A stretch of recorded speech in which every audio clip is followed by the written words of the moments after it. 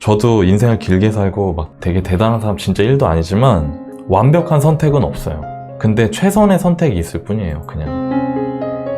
안녕하세요. 저는 요즘 앞으로의 미래와 집 걱정에 매일매일이 불안하고 우울합니다. 제가 구해줘월부 라이브를 보면 그래도 늘 저보다 상황이 나아 보이는 분들이 신청하시더라고요. 저는 43세 공무원이고요. 남편은 47세 회사원입니다. 2007년에 결혼해 서울 도남동에서 7천만 원짜리 원룸에서 시작해 2009년에 첫째, 2015년 둘째를 낳을 동안 계속해서 전세살이를 하였습니다. 또 회사를 다니다가 다시 공무원 시험 준비를 해야 했기에 최종 발령이나 2014년까지 남편 혼자 외벌이를 하였습니다. 첫째를 낳으면서 시어머님이 자식 3명에게 똑같이 나누어준 1억이라는 돈 덕분에 동작구 노량진 아파트 단지 20평대에 2009년 전세로 들어가게 됩니다. 남편은 청약에 대한 관심이 있어서 몇 차례 저에게 언급을 했지만 당시 시험을 준비하면서 첫째 아이를 봐야 했기에 노량진에 있는 친정 부모님 곁을 떠날 수가 없었어요. 당시 남편이 관심을 가진 청약 지역이 성북구, 서초구, 내곡동, 세곡동 이런 곳이었습니다. 지금에 와서 생각하니 너무 한심하게 느껴집니다.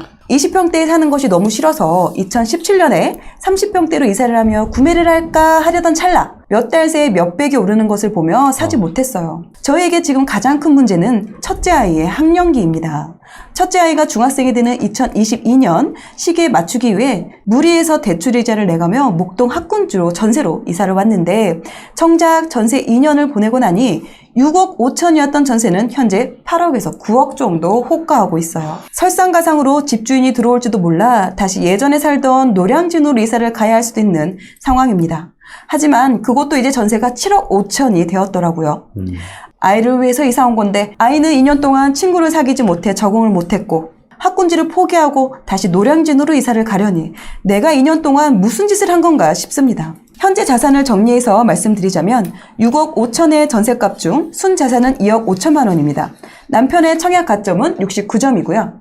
남편과 저의 월급을 합치면 대략 650만 원 정도 되지만 교육비 등의 고정지출, 또 목동으로 이사하면서 더 늘린 대출이자 100만 원, 또 내년부터 더 추가될 둘째 아이의 돌보미 비용 60만 원을 빼면 저에게 남는 돈은 60에서 80만 원이 전부입니다. 현재 가지고 있는 목돈은 3천만 원 정도입니다.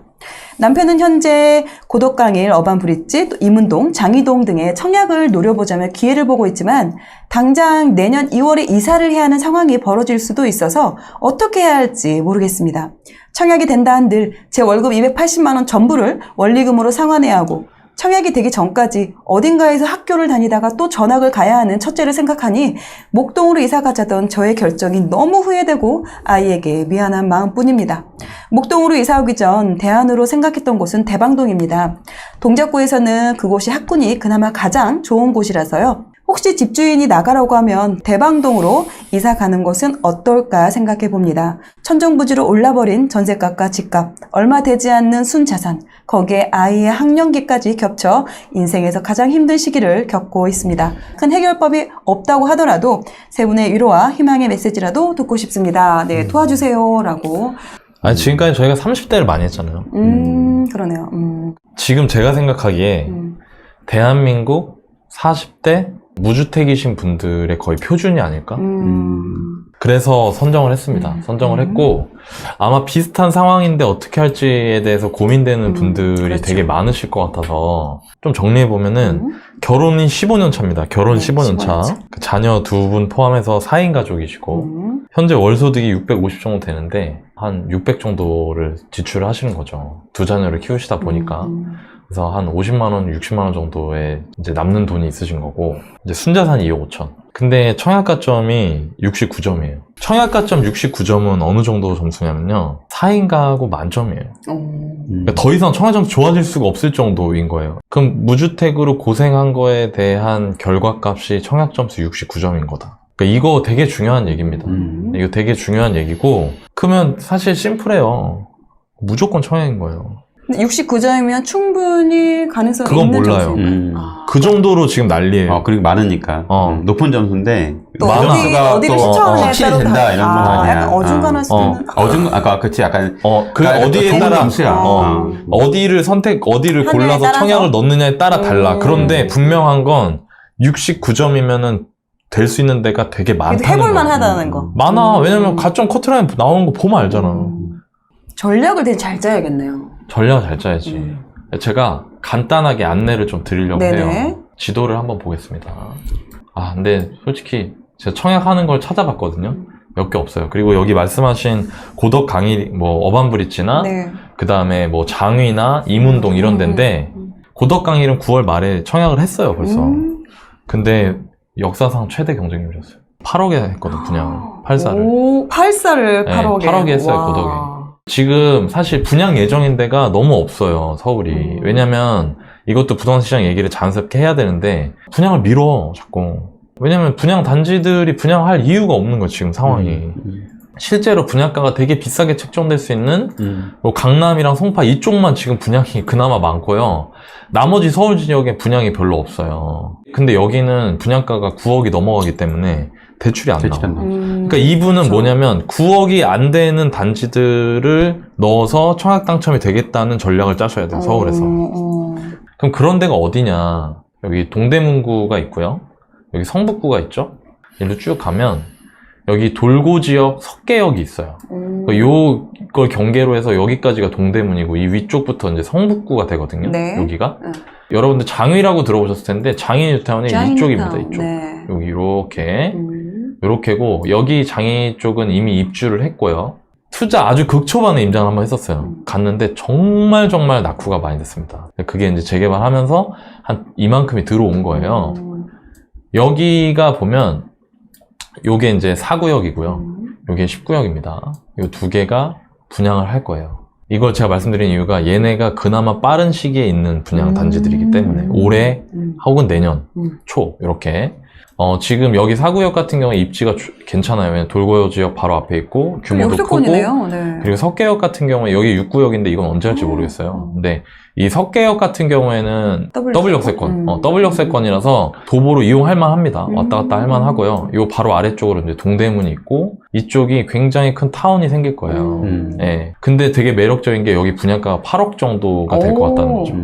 그러니까 9억 이내기 때문에 대출이 나온다. 대출 중도금 그리고 대출이 여기 나와가지고. 보면 여기 꿈의 숲 아이파크 얘랑 네. 레미안장이 퍼스타이 얘가 대장인데 네. 얘가 지금 호가로는 14억 정도 나와요. 실거래는 13억 원절이 됐고. 근데 8억이잖아. 근데 입지는 어때요? 입지 더 좋아. 여기 더 가깝잖아. 그리고 또 더 새 거요. 더 새 거고. 그러면은 이거는 되면은 6억인 거야. 그냥. 기본 미니멈. 6억을 6억 깔고 시세 가는 차익을 거야. 받고 갈 수 있는 거죠. 네. 그래서 저는 이런 데에다가 전략을 잘 짜셔야 돼요. 그 전략까지 다 이제 대표적인 게 타입을 잘 고르는 건데 저희 주인님하고 얼마 전에 방송한 거 네네네. 있거든요. 청약 방송. 네. 그때 주인님이 엄청 자세하게 설명해놨어요. 디테일하게. 저희 여기 띄워드릴게요. 네. 영상에. 그 영상 댓글 보면 많은 분들이 청약 당첨 경험이 있는 분들이 아 저거 맞다고 저 전략 쓰면 된다고 저걸 해야 된다고 그렇게 얘기해 주시는 내용이 있거든요. 그거를 잘 참고를 하세요. 대표적인 게 경쟁률이 약할 만한 타입을 잘 골라내는 겁니다. 내가 69점이라는 높은 가점을 갖고 있기 때문에 써볼 수 있어요. 제가 이렇게 말씀드리면 어떻게 생각하실지 모르지만 15년을 기다렸는데 그거 못 기다려? 한 1, 2년? 해야지. 첫째를 키우면서 공무원 시험 준비를 해서 공무원을 하신 분이에요, 이분이. 그러니까. 근데 왜 청약 공부를 못해? 저는 하실 수 있다고 생각해요. 또 남편분도 관심 있어 하시니까 관심 같이 있으시니까. 하셔도 좋을 것 같아요. 근데 이 수준이 좀 남다르셔야 됩니다. 이거 어떤 수준이냐면 그 분양 예정 단지 다 가보셔야 되고요. 위치를. 그리고 분양 예정 단지의 뭐 타입별 특징이나 분양 세대 이런 거를 거의 외워서 줄줄줄 나올 정도가 되셔야 돼요.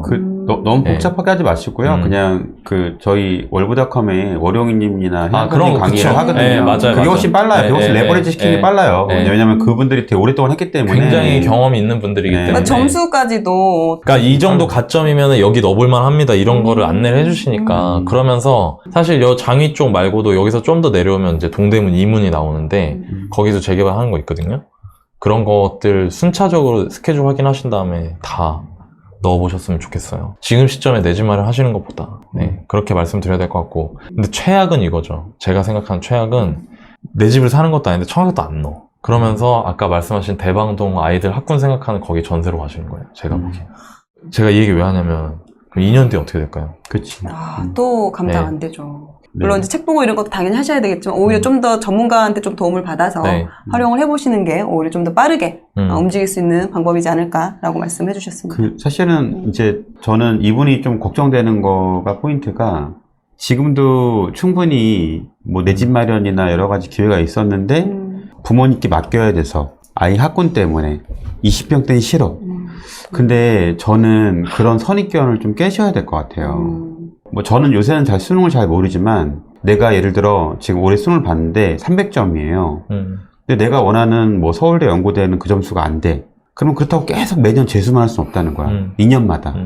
그렇게 지금 15년 지났거든요. 본인이 종이에 적어보세요. 아까 나이님 말한 단지가 6억 정도 차이가 나잖아. 옆에가 14, 사실은 네네네. 14억보다 더 비쌀 거거든. 그쵸. 더 그러면은 세거니까. 입지도. 내가 8억에 사서 15억 이상 될 수 있는데 내가 이게 아이 학군이나 뭐 평형이나 어떤 게 더 중요한 건지 이제 보통 이제 한 15년 겪어보셨을 거야. 그러면 앞으로 5년 뒤, 10년 뒤 전세가는 어떻게 될까? 특히 서울에. 근데 내가 내 월급으로 감당이 안 될 수도 있거든요, 사실은. 그러니까 어느 정도는 좀 타협을 해야 되지 않을까, 지금 이 순간에서는. 그러니까 이분 같은 경우 안타까운 게 너무 많아. 왜냐면 지금이야 실거주 의무가 있지만 얘는 실거주 의무도 없었거든. 사실 그런 거 사놓고 전세 났으면은 네. 그냥 내가 돈 하나도 안 들이고 네. 그냥 사실 그렇죠. 집 하나 그냥 받는 넘어가니까, 거였어요. 전세가가 그리고 입주 때. 그러면은 좋은 게 뭐냐면 그렇게 했잖아. 예를 들어 물론 지금은 조금 힘든 부분이지만 그렇게 했으면은 이 집 전세가 목동 전세가 오를 때 그 집도 올라간다?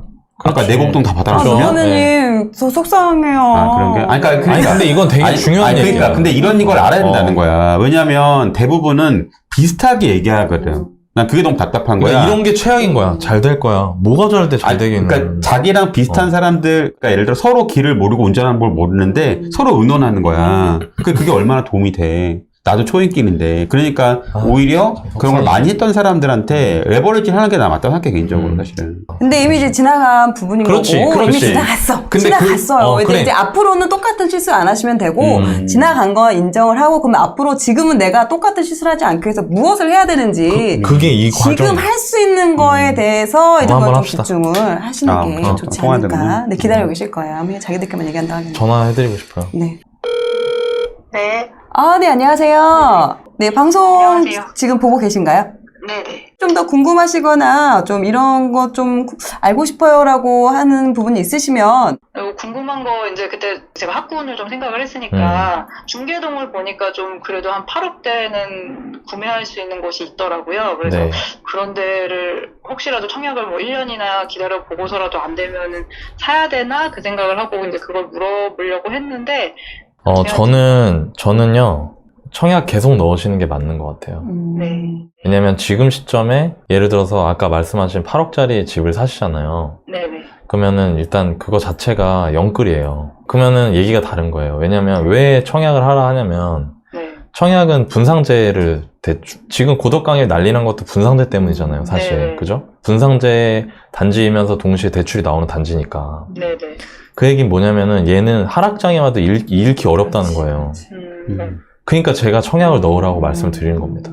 네. 그 단지는 저희가 하락장에 와도 이 분양가까지 떨어지기가 너무너무 힘든 거예요. 왜냐면 주변 시세 대비 거의 한 60% 수준밖에 안 하니까. 네네. 그렇기 때문에 이걸 하시는 게 맞고, 그리고 시간이 지나면 지날수록 시장이 안 좋아지면 오히려 좋아하셔야 돼요. 예, 그러면 청약 경쟁이 떨어질 거기 때문에. 네. 예, 제가 그 해피보람님 이 사연 읽으면서 진짜 드리고 싶은 얘기가 좀 있었어요. 정말로. 저는 그런 생각이 들었어요. 아, 너바님도 이 사연 읽으면서 나하고 비슷한 생각 하셨겠구나. 그러셨던 것 같다. 그게 뭐냐면, 쭉 살면서 뭔가 의사결정을 하는데, 예를 들어서, 오늘 저녁 때 뭐 먹지? 이런 의사결정은 나이브하게 해도 돼요. 근데 우리가 의사결정할 때, 그냥 이렇게 해볼까? 아, 난 이게 좀 마음에 안 들어서 이렇게 안 하고 싶어 하고 넘어가기에는 그 결과가 커다란 것들이 몇 가지가 있습니다. 그 중에 하나가 부동산이라고 생각해요, 저는. 그리고 그런 부분을 많이 봤고, 나는 조금도 손해를 보고 싶지 않다. 혹은 나는 여기에서는 다른 거 10개 중에 8개 정도는 괜찮은 것 같지만 2가지가 마음에 들지 않아서 난 이걸 안 하겠다 라고는 의사결정을 할 때 그 결과가 어땠는지를 이제는 정말로 잘 생각해 보셔야 돼요. 그게 제가 해피보람님 사연을 선정하고 해피보람님한테 이 말씀을 드리는 이유거든요. 집이 필요함에도, 그리고 매수가 적절한 상황이었음에도 내 눈앞에 몇백만 원 이런 부분 때문에 안 했다. 그리고 그 결과를 지금 지나와서 이제 아시잖아요. 잘 생각을 해보시는 거예요. 내가 여기 청약을 넣으려고 지금 고민을 하고 있는데 청약에 덜컥 당첨이 돼도 내 월급 전부가 원리금으로 들어가는데 네. 이게 맞는지 모르겠다. 네. 이 두 가지 고민은 제가 보기에 굉장히 닮아 있어요. 음. 근데 우린 이미 한번 해봤잖아요, 그 경험을. 네. 그러니까 이거는 망설이실 일이 아닌 거예요. 저도 인생을 길게 살고 막 되게 대단한 사람 진짜 1도 아니지만 완벽한 선택은 없어요. 근데 최선의 선택이 있을 뿐이에요, 그냥. 그리고 최선의 선택조차 어려울 때는 차악을 택하는 것밖에 방법이 없어요. 네. 근데 최선 혹은 차악을 선택해야 되는 상황에서조차 최고의 선택을 계속 기다리고 있으면 내가 계속 그거에 대한 대가를 치러 나가야 되거든요. 해피보람님 주변에서 이런 조언을 해줄 수 있는 사람이 많지 않을 수 있기 때문에 오늘 저랑 너바나님 말씀드린 거 잘 들으셨던 걸로 복기를 잘 해보시고 예, 흔들리실 필요 없어요. 흔들리지 마시고 될 때까지 넣으시면 돼요. 감사합니다. 예, 69점은 절대 만만한 점수가 아닙니다. 내가 조금만 전략을 잘 짜고 나보다 청약을 잘하는 전문가들 이야기를 듣는 노력을 조금만 하시면 네. 충분히 몇 년 뒤에 아 우리 그때 왜 그런 걸로 고민했을까 지금 너무 좋다 이런 상황이 오실 거거든요. 네네. 그 믿음을 내려놓지 마시고 꼭 될 때까지 해보세요. 네. 알겠습니다. 네, 감사합니다. 네. 너바나님 더. 뭐 혹시 궁금한 부분 있으세요? 그러니까 저도 뭔가 다 가질 수 없다는 거를 이제 요즘 이렇게 깨닫고 있거든요. 그래서 뭐 사실은 뭐 어디 다른 지역이 어떨까요? 이렇게 물어보는 게 지금은 좀 큰 의미가 없는 것 같다 그런 생각이 좀 들어서요. 예. 네. 아까 그 사연에 말한 것처럼 30대 분들이 많이 신청을 하시더라고요. 네, 맞아요, 맞아요. 사연을. 근데 지금이라도 뭐 이렇게 정신 차리고 이제 열심히 하면 될 수 있다는 그냥 그런 희망의 메시지를 좀 듣고 싶었어요.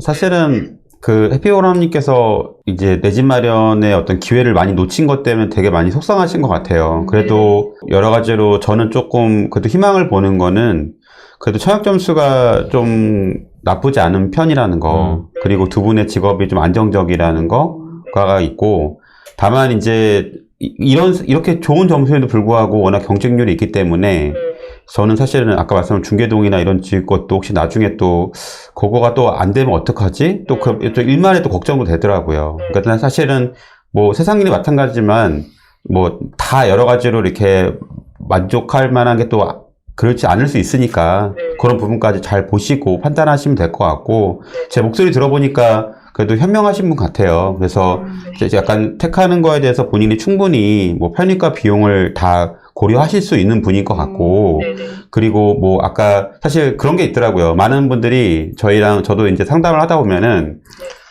대부분 이제 A안, B안에 대해서 다들 그래도 고민은 그것까지 해오시더라고요. 근데 최종에 이게 맞나 저게 맞나가 조금 아리아까리한 부분이 있어서 오신 경우도 많더라고요. 그런 거에서 확실하게 좀 전문가 의견도 들어보고 싶다라는 관점에서 신청하신 거잖아요.